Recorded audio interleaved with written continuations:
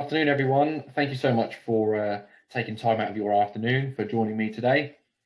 My name is Alex Witham. I'm a business development manager for Landbay. We are a specialist buy-to-let lender. We've been in the market since April 2014, so we just celebrated our 7th birthday last month. Hope everyone's keeping well. Starting to get a little bit tired of Zoom myself. Good news for me is the ball and chain has been cut off my ankle as of this week, and next week and ongoing I'll be booking face-to-face appointments again, which is good. If you're not already registered with Landbay, it'd be a great ask and a bit of homework for you to pop yourselves onto landbay.co.uk and register. That way you'll be kept up to speed with any latest criteria enhancements and products as we evolve through the times. So a little bit about Landbay before we begin into the main event, which is talking about HMOs. Landbay, like I mentioned, we're a specialist buy-to-let lender. We only deal with term loans, so that's a normal length loan from 5 years up to 30 years. We can't do any bridging. We only lend on buy-to-lets, so we do not help with any owner-occupier, semi-commercial, commercial borrowing. So HMOs, standard buy-to-lets, multi-units for individuals and limited companies. That's our primary market. So the main event here is we're going to talk about HMOs. So hopefully that's what you're expecting, because that's what we're now going to be talking about. And I'll take you through the agenda over the next 30 minutes or so. The chat function is open, so if you've got any questions or you want to raise any comments, please do raise that in the chat. We'll have a little Q&A at the end, so if you've got any comments or questions, pop it online, and I'll do my best to answer those at the end.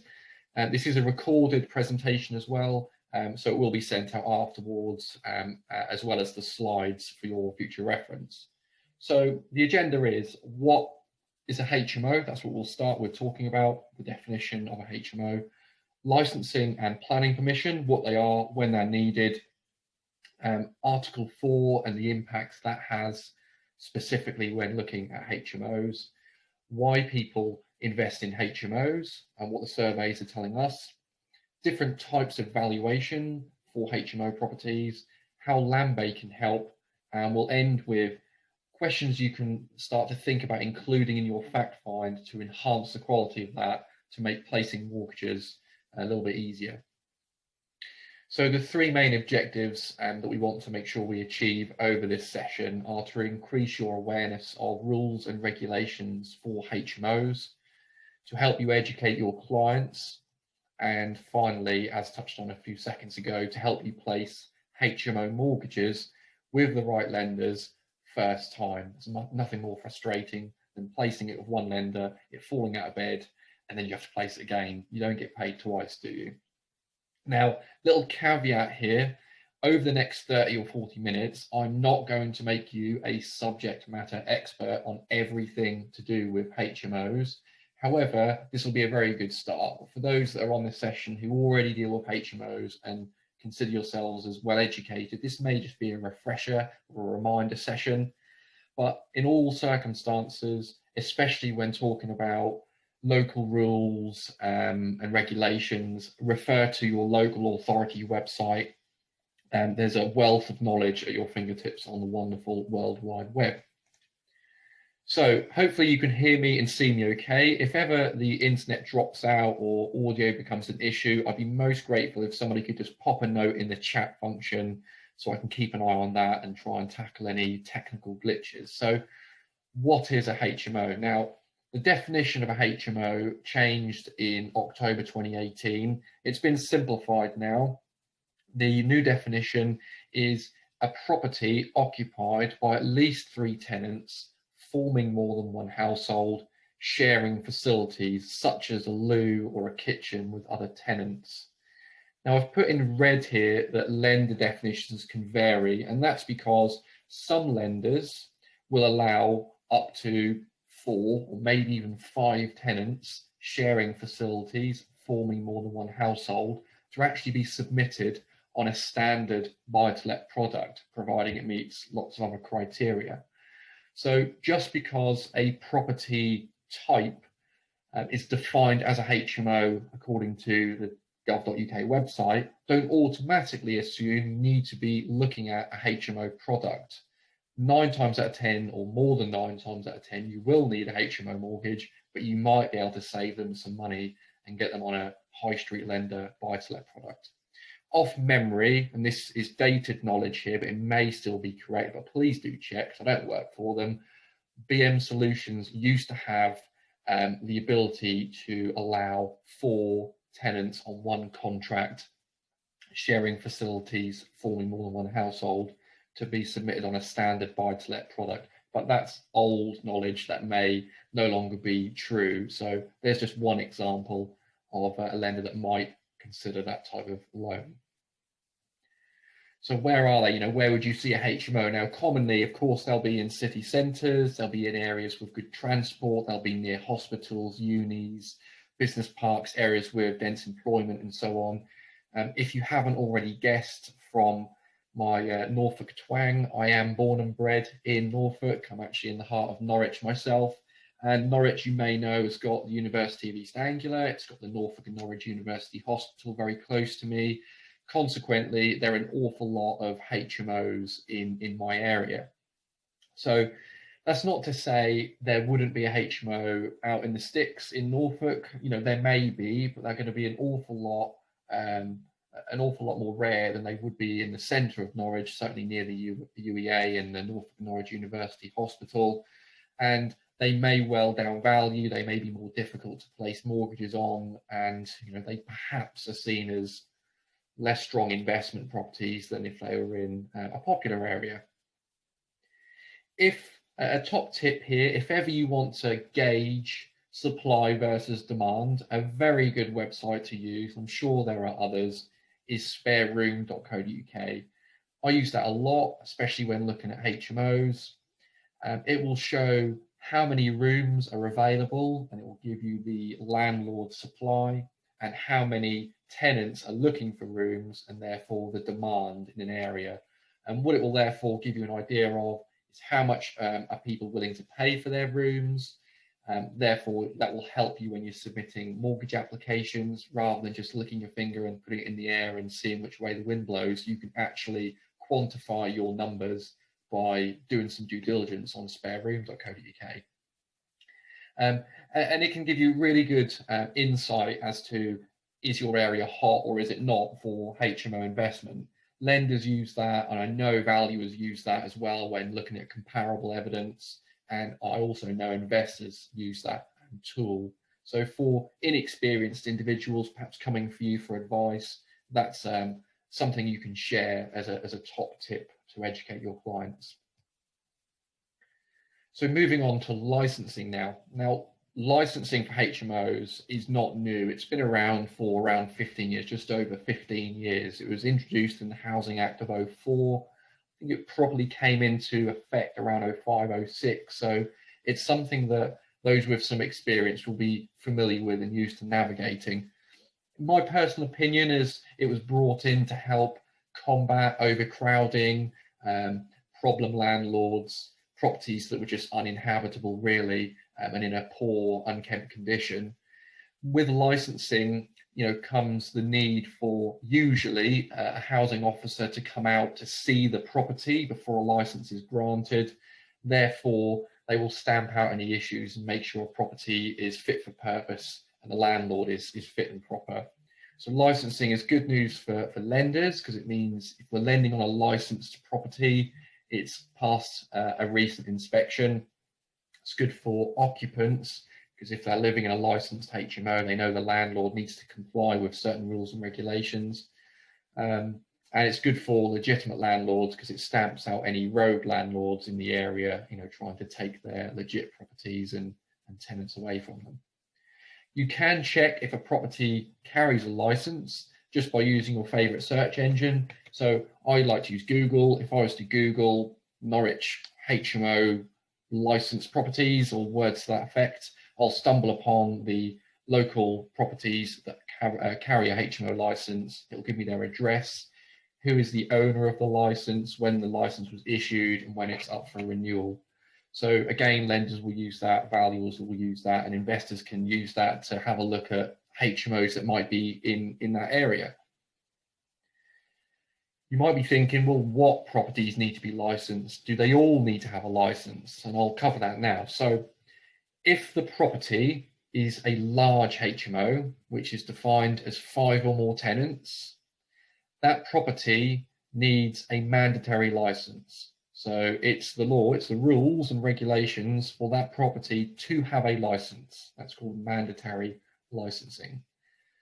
Now, if the property is a small HMO, which is up to and including 4 tenants, they don't always need to have a license, but they do need to check with their local authority, because some authorities will introduce additional or selective licensing. There are several areas, you may know of some yourself, where the local authority are trying to control the quality of HMOs, and they've got the ability to introduce their own form of licensing, which is called additional or selective licensing.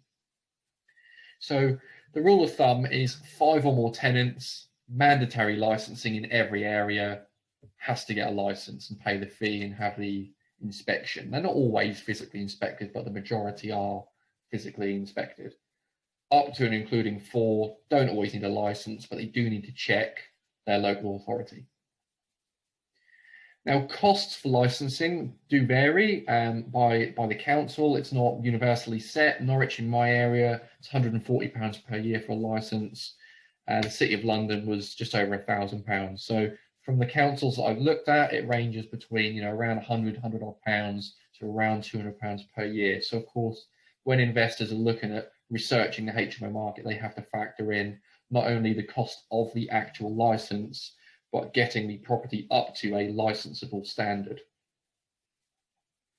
Council websites are excellent with the information that they have. Again, when I created this presentation in November last year, I've done an awful lot of research with various different council websites. They are very good.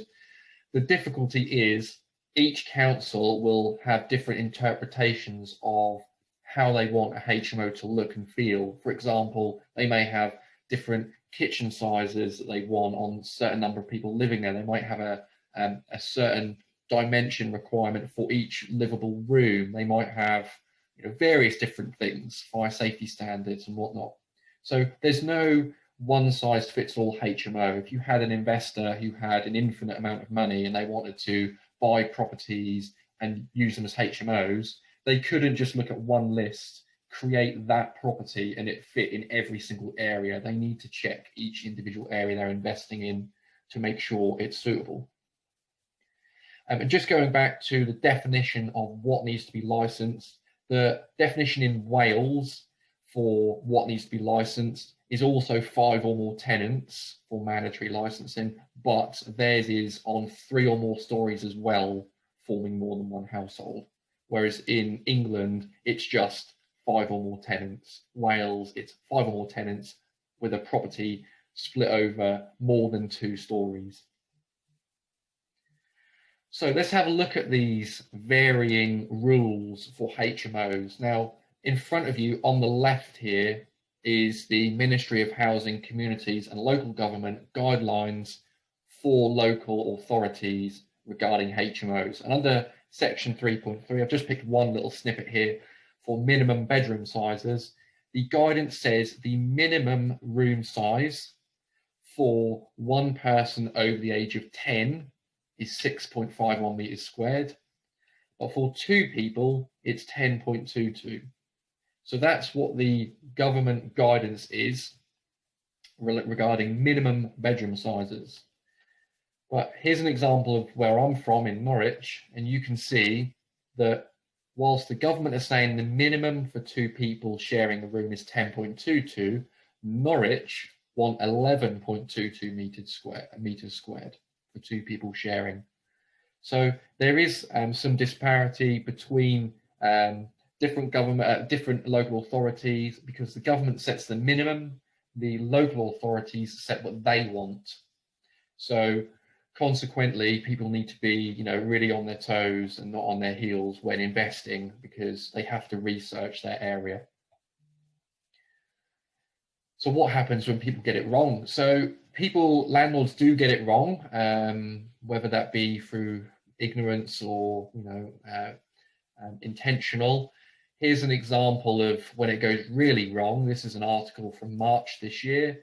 A landlord known as a slum landlord was ordered to repay almost £750,000 in rent that was obtained illegally for overcrowding their HMOs. And unfortunately, many of the tenants had come from Eastern Europe and Brazil, according to this news article. So not too great. So of course, that would have been in breach of any licensing, in breach of many, many, many things. So the fine there was quite significant, but it does happen quite a bit. I would imagine the properties that were occupied were not recently mortgaged because the lender and the conveyancer and whatnot would check state of play. But who knows? So just be vigilant. People do try to pull a fast one and they do get it wrong. So don't be complicit. Make sure you're doing your due diligence and asking the right questions. Hopefully I'm going through this at an okay pace. Like I said, if you've got any questions, you can stick them in the chat or wait till the end and we'll open up for a Q&A. But for those that have joined the last 10-15 minutes on this session, just make you aware you are muted. You can't talk. You have to use the chat function for any questions you've got. Now, what properties need planning permission and what is this permitted development? So I'll tell you. So the planning system in England and Wales is administered by the Town and Country Planning Act. And just for reference here, Landbay only lend in England and Wales. So I don't actually know the rules for Scotland because I've never lent there personally and Landbay don't lend there either. So for those of you that are perhaps based in Scotland or do some business in Scotland, you'd need to do a little bit of your own research in those areas. But there's three main planning classes to be aware of. The first one is called C3. The second one is called C4. And the last one is called sui generis, which is Latin. We'll come on to that in a second. So if you have a normal family house, so I'll use me as an example. I live in a 3-bedroom house in just outside of Norwich. The planning class for my property will be C3. It's fairly new build. It was purpose built as a family dwelling. That's what my planning class would be. If I had a small HMO, which in the eyes of planning is up to 6 individuals, that would have planning class C4. So if I wanted to convert my house, which has 3 bedrooms, into a 5-bedroom HMO by putting a bed in the living room and a bed in the dining room, I could do that, and that would be C4 planning. That's the class I would have. But the moment you go above 6 individuals, you would need sui generis planning. And sui generis is, like I said, Latin, literally translates to any other HMO that doesn't fit, in that definition. So sui generis means, in a class of its own, in a league of its own. So anything that's not covered by C4 needs sui generis. So 7-bed HMO, 8-bed, 10-bed, 20-bed, sui generis planning. And what people can do is they can freely move between C3 and C4 only under permitted development rights. That means you are given the right, free of any planning constraints, to change between those two categories. So using the example I gave you a moment ago, if I wanted to convert my 3-bedroom house into a 5-bedroom HMO, I wouldn't need to do any building works, no extension, nothing. I would just need to put beds in my living room and in my dining room, and I would be able to do that free of any engagement with the planning department or whatsoever, because I have permitted development rights to do that. The exceptions are the usual one. If you're doing significant building work, such as a large extension or whatever, you would need to speak to planning. And the other exception is if the area is covered by Article 4 directive, and I'll cover that on the next slide. But you can never move from a standard house to a 7 or more bed HMO using permitted development rights. You always need planning permission when you are going to 7 or more bed, and try and bear that in mind. Like I mentioned, in 30 or 40 minutes, you will not become a subject matter expert on HMOs, planning, licensing, rules and regulations. But if you've just had a little bit of a flavour and you have some awareness, It will allow you to engage and ask the right questions, and then speak to your lender partners, or people like myself. Any BDM for a lender who deals with HMOs in volume can help you out. So I mentioned Article 4. Now I'm picking on Leeds a little bit here. I don't know if any of you on this presentation are from Leeds. I'm not from Leeds, but Leeds is covered by Article 4, and it has been for quite a while. I think 2012 was around the time they introduced it, so coming up for 10 years. What Article 4 does, putting it really simple here, it withdraws permitted development rights. So I mentioned to you a minute ago, you can move from a standard house to a small HMO without any planning permission whatsoever. If you were to buy a property in an area like Leeds, which is covered by Article 4, they have ruled you out of permitted development rights. You cannot just flex between standard house and small HMO with permitted development rights, because they've removed it. So what that would mean is, if I bought a house in Leeds, as an example, in this red map, and it was covered by Article 4, and it wasn't already a HMO, it's just a normal family house, and I wanted to convert that to a small HMO, I would need to speak to Leeds and get planning permission, planning consent for that. So Article 4 does other things, but remember, we're only here to talk about HMOs. So in the context of HMOs, Article 4 removes permitted development rights. It stops people changing normal resis to a small HMO without getting planning permission. I had a question come in: would student houses for 4 or more students constitute HMO?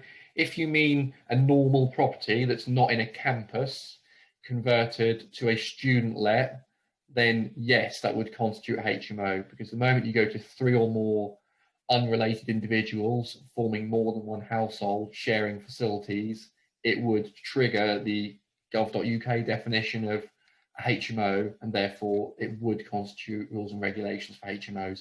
If it's inside the campus, perhaps it's owned by the university, I don't know, possibly not, because it's not quite the same.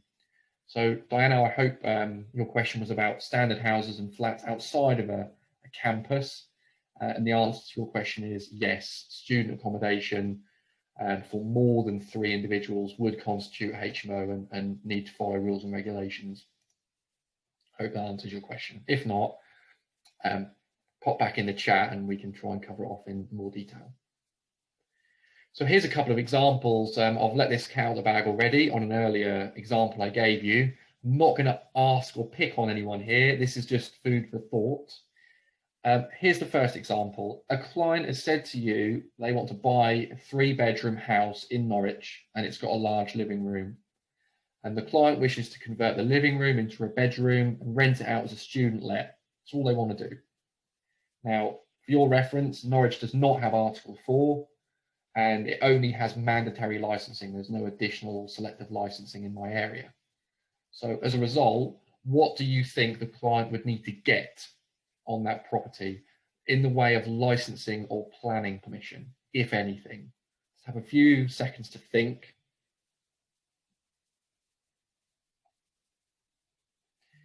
Okay, hopefully you were thinking this. No license is needed, because for mandatory licensing, it's 5 or more tenants, and this is going to be a 4-bed student let, so they don't need for it to be licensed. They do not need any planning permission whatsoever, because they're doing no significant alterations to the property, so they don't need planning permission for any construction works or anything like that, extensions and whatnot. And they can use permitted development to change between a normal house and a small HMO. So as a result of that, you guessed it, there's loads of small HMOs near me, because it's cheap, it's easy. You can buy, a house for 250,000 quid, 300,000 pounds, something like that.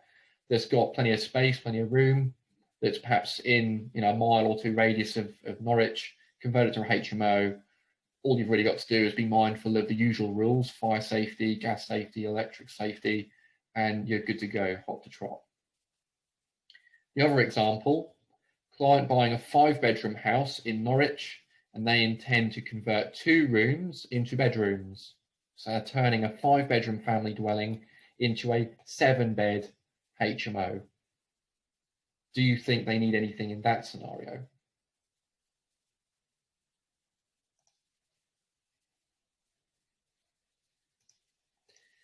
Now, the answer is they need both. They need a mandatory license because it's going to be 5 or more tenants. This example there is 7. And they would need full planning under that weird Latin phrase, sui generis, however you pronounce it. I don't speak Latin clearly. So there's 2 polar opposite examples of properties in the same area where one needs very little and the other needs belt and braces. So just be mindful and ask questions and probe, and have a more comprehensive fact find, because sometimes people don't know and they put mortgages through and then later realize, oh, I haven't got a license in place, or I made some changes, didn't realize I needed planning, and then it puts the things under brakes and causes complications with the mortgage. But I'll give you some tips and pointers in a moment on what questions to ask when you're looking to place mortgages for HMOs. So why do people invest in HMOs? Good question. So here's an example, sticking with what I know, which is exactly where I live. Here's a reasonable sized 3-bedroom house in Norwich. This would be on sale for 250, 300,000, something like that. On a single AST basis, it's a typical house, lounge, kitchen downstairs, 3 bedrooms on first floor with a shared bathroom. So nothing too swanky or special. That would let for around £1,000 a month in Norwich. Don't know what properties like that in your areas would let for, perhaps more, perhaps less. But that's what it would be in Norwich. You can take the exact same house, and you could, and people do this, you can take that exact same floor plan, and look at what I do. I just put a communal area instead of the dining room, so stick some communal sofas in, some furniture, perhaps a telly, something like that, and change the downstairs room, reception room, which was previously a living room, into a bedroom. And lo and behold, I've got myself a 4-bedroom HMO. And if that's in Norwich, doesn't need to be licensed, wouldn't need any planning permission. I just need fire safety, gas safety, electric safety, and other bits and bobs possibly. And that, if you look at spareroom.co.uk, would quite easily rent for £400 per room. If it's in prime Norwich area, that might get £450 or £500 per room.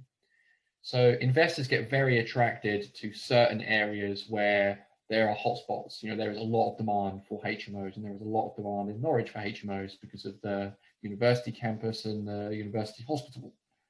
So there are loads of 4-bedroom, 5-bedroom HMOs in my area, because you can take, a nice property, whether it be a terrace house, Victorian property, fairly new build, whatever it may be, and with a few £1,000 and a bit of know-how, you can convert it to a HMO and significantly increase the rent return, the yield on that property. Because on the previous slide, that exact same house, that same footprint, would get about £1,000 a month, and you're now at £1,800 or £2,000 per month. So, the cash is rolling and people are really interested in that. Now, it's not just about the money, it's about spreading the risk. Bear with me here. If you were to put, if you had £10,000 to invest and you want to put it in the stock market, you wouldn't just put £10,000 in someone like Tesla, certainly not at the moment with Elon Musk saying what he's saying at the moment, but you just wouldn't. You would spread it out with, you'd spread that risk.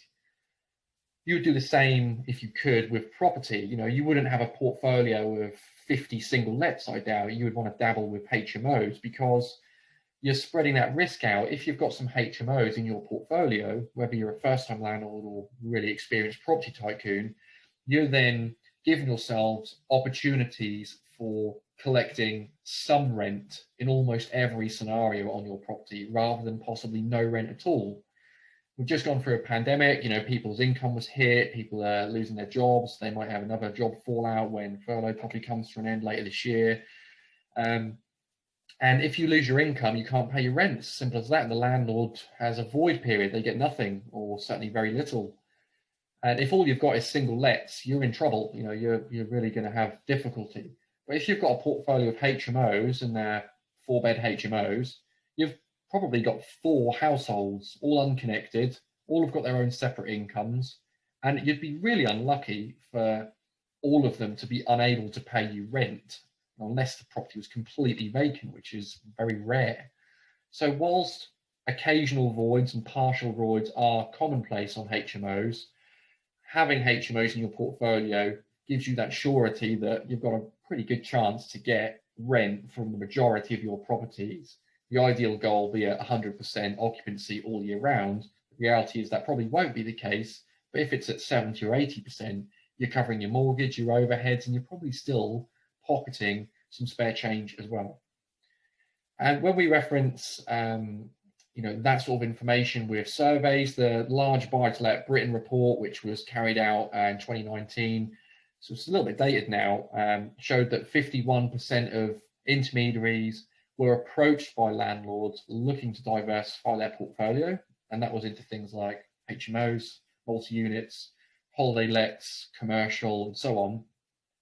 But 56% of those landlords were specifically looking at HMOs. So that's a year or two old data. If we look at more recent, as a lender, we get access to the amount of brokers who are requesting quotes on sourcing systems and downloading illustrations. And the amount of people requesting quotes for HMOs is continually going up and up and up, just like limited company buy-to-let is going up and up and up. So the trajectory is only going one way.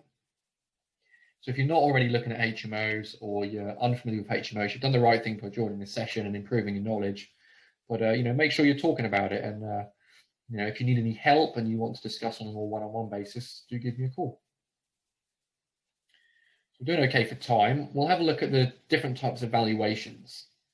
So there are generally 2 or sometimes 3 different types of valuation to be aware of. And again, when just looking at HMOs, if a lender says we don't look at investment values, we only do a bricks and mortar valuation, that means they're telling the valuer how much is that property worth if we repossess it and we sold it to an owner occupier, and they might give a figure of 200,000, something like that. If you're going to pick a lender for a HMO, I would encourage you to consider lenders who look at the investment value of a property, or at least request an investment valuation from the valuer. If you take that same property that might value at 200,000 on a bricks and mortar basis, but it's got really good yield, it's in an area that's really popular for HMOs, I've done some conversion works, may or may not have a license or planning permission. If it's got both of those, that's certainly an advantage for valuation's sake. It might value up at 220, 230, 250. And if your client is saying to you, I want maximum loan to value, and all you do is quote them lenders who will do bricks and mortar valuations, you may not be doing the right thing by the client. So consider just asking the question to your lenders who you're selecting, will you look at investment valuations? Landbay is a yes, we do use investment valuations. We don't always get the right result on an investment valuation, so we fall back to bricks and mortar. I'll give you an example. If you've got one HMO sticking out like a sore thumb in the middle of an owner-occupied area, and your client has spent next to nothing on converting it to a HMO, and they're saying because the yield is so good, it's worth 50 grand than any other property in the area because it's a ready-to-go HMO, it's just not going to value up at 50 grand more than anything else, because if we repossess that property, we have to be confident we could sell it for the value which we've leveraged against. And if we repossess it, the only real buyer, the only real interest is going to be owner-occupiers generally.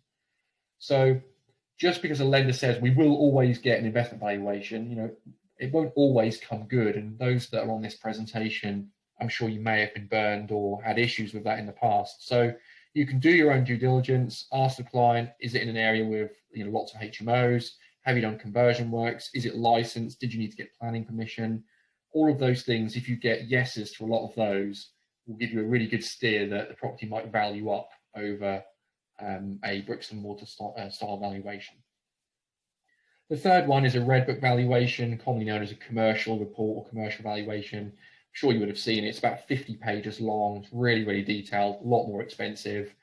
Landbay will look for red book valuations on any large HMO, 7 or more beds. We'll look for a red book valuation. Gives a lot more information. Really good for us to use that information on that report, because quite often we can leverage on the investment value because of the detail in the report. If you've got any questions about valuations, we've got some scenarios or examples, do reach out to me either in the Q&A or in the chat function. I'll give you my details at the end, and reach out to me. So Landbay, so around 30%, believe it or not, of our new business in the last 12 months is HMOs. In my area, it's around 30%. Landbay in general is around 25%. So we deal with HMOs in significant volume. That's a massive weighting compared to the industry norm. Our criteria is good. We've got really competitive products, and we know what we're talking about. Are the 3 reasons why I feel we've got such strong percentage of our backbook being HMOs. Minimum value is just 120, 75 in about 15 postcodes across England and Wales. Competitive products, which we dropped again last week to put ourselves even closer to the top of the sourcing ladder. We've got a range of products which have no ERCs. So if you were to advise a 5-year fixed product and the client comes to you in a year and says, I want to redeem, you're probably going to have a 5, possibly 3% ERC to pay. If you look at someone like Landbay, there's very few lenders with a no ERC range, and we're one of them. We might even be the only one at the moment, but then maybe 1 or 2. It's certainly worth keeping that in your kit bag. We can go up to 12 beds, even at 75% loan to value. We only need 1 year's buy-to-let experience. That's not HMO experience. It's just 1 year's buy-to-let experience, and then we can do it. In other words, we can't do first-time landlord HMOs. Too risky for us. We just need 12 months experience. Student lets up to 12 bed. We can remo inside 6 months on full market value. I get inundated with business because of that. I'll give you an example. Client bought a property for 200,000 in March. Has converted it to a HMO, and they're now saying it's worth 300 because they've spent 50k on en-suites, changing the layout, anything else they may have needed. We'll now base the lending on 300, not restrict it to purchase price or purchase price plus works. So therefore, we get loads of remos inside 6 months. We can do investment values, and we can also ensure the title on a remo to mean the offer to completion is much quicker.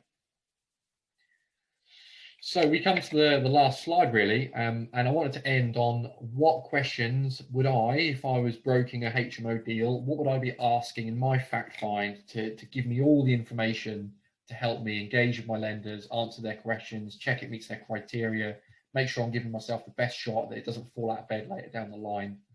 And this is what I could come up with. So, is the property an existing HMO? If they say no, okay, well, how are you converting that property? Do you need a bridging loan? Can I help you with that advice? Have you got planning permission? Does it need planning permission? What works are you doing? The further probing questions are endless. So that's a really good starting question. Is it an existing HMO? Is there Article 4 in that area? If they say no, great. If they say yes, great. Have you checked that you need planning permission? Yes or no. If they say, what on earth are you talking about? What's Article 4? Tell them to Google it and they can find out. How many occupiers? How many kitchens? What's the room layout? Are there en-suites in every room? Are there kitchenettes in every room with locks on the doors? That's an interesting one. If you've got someone with a 4-bed, 6-bed, 10-bed HMO, whatever it may be, let's say it's a 6-bed HMO. If they've got a 6-bed HMO with 6 individual tenants, with 6 kitchenettes, so a kitchen in every room, en-suites in every room, locks on every door, no communal area, that's a hotel. That's booking.com, that's Airbnb. That's not a traditional HMO. Consequently, you need to make sure you're upfront with your lenders if that is the type of HMO that you have, because it is a HMO, it's a house of multiple occupation. It's not a traditional HMO. So check the room arrangement, because they can fall out of bed. Landbay do not like that type of scenario, because we're too concerned it's going to be stuck on Airbnb or booking.com, which we don't do. Who's going to live there? Are you marketing to students, professional lets? Are you letting out to a company for their employees to reside there? Who's in control of the tenancy and who are your occupants? Have you got planning? Do you need planning? What's the state of play with your license? Have you applied for it? Do you need one? Have you got one already? They're just 7 examples. There are loads more, but they're just 7 examples of the types of probing questions that I would be asking if somebody's engaging with me about HMO mortgage that are looking to obtain.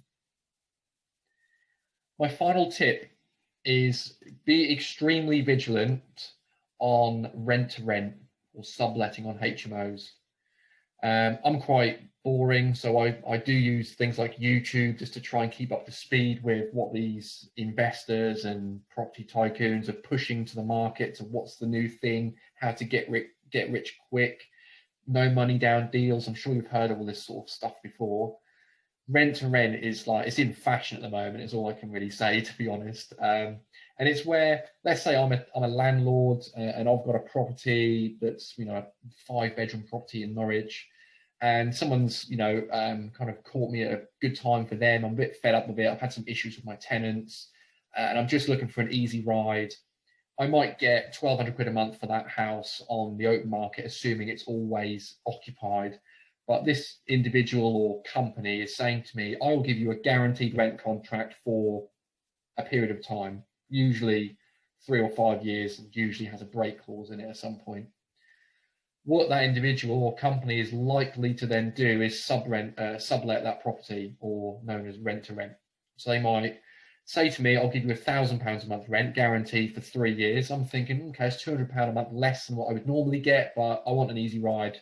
I'll sign on the dotted line. If I haven't checked that tenancy agreement carefully enough, there might be a clause in there that allows them to sublet. And Landbay do not like that. And I'm under the impression that most lenders do not like that. If there is no real clear line of sight with who is the occupant, it causes all sorts of trouble when it comes to repossession. So rent to rents and subletting, be vigilant. Ideally ask the client something like, who is the tenancy agreement with, who lives there, who's the occupants. Maybe even say, can I see a copy of your tenancy agreement or contract? Maybe refer it to the lender. I encourage all of this when I'm engaging with brokers on HMO inquiries. So that's a tip. Be mindful of it, because it's out there, and I see it every week, unfortunately. So be very cautious. So going back to the objectives, I wanted to improve your education. I wanted to make you aware of some of the rules and regulations to help you navigate those. I've not made you an expert, because I haven't got the time to do that in 30 minutes, 40 minutes time. Hopefully I've made you feel more confident, and enabled you to ask the right questions to in turn place mortgages with the correct lenders first time round. I would like to open out to a Q&A. If you have any questions, then please do pop them in the chat function, and I can whip through those. So I'll give you 20 seconds or so for those that might not be too fast at typing. And if there's no questions, we'll conclude there, and I'll send around the recording and the slides for your future reference. If you do need things like CPD certificates, and perhaps speak to either a quilter, or you can drop me a line, and I'm sure I can send an email for your files. If you want to take a note of it, my name is Alex Witham. My number is 07597 043 497. It's 07597 043 497.